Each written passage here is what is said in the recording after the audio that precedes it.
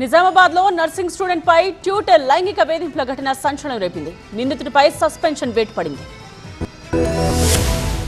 నిజామాబాద్ ప్రభుత్వ నర్సింగ్ కాలేజీలో లైంగిక వేధింపుల ఘటన కలకలం రేపింది. గౌతమ్ అనే ట్యూటర్ లైంగికంగా వేధించడంతో ఒక విద్యార్థిని ఆత్మహత్య యత్నం చేసింది. గమనించి ఫ్రెండ్స్ సకాలంలో ఆమెను హాస్పిటల్ కు తరలించారు. విషయం తెలిసిన వెంటనే సదరు ట్యూటర్ గౌతమ్ ను విధుల్లో నుంచి తొలగించామన్నారు కాలేజీ ప్రిన్సిపల్ కృష్ణమోహన్.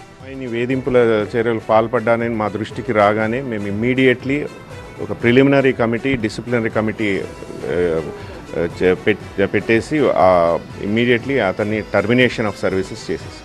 బాధితురాలి ఫిర్యాదుతో పోలీసులు కేసు నమోదు చేసి దర్యాప్తు చేపట్టారు. పరారీలో ఉన్న నిందితుడు శరత్ కోసం గాలిస్తున్నారు. విద్యార్థినిలో అధైర్యపడొద్దని, ఎవరైనా వేధిస్తే డయల్ 100 ద్వారా తమకు సమాచారం ఇవ్వాలన్నారు సిఐ రఘుపతి. హరాస్మెంట్కి సంబంధించి 78 బిఎన్ఎస్ కింద కేసు చేయడం జరిగిందని ఆయన కోసం సెర్చ్ చేస్తా ఉన్నాము. ప్రస్తుతానికి ఆయన అబ్స్కాండింగ్లో ఉన్నాం.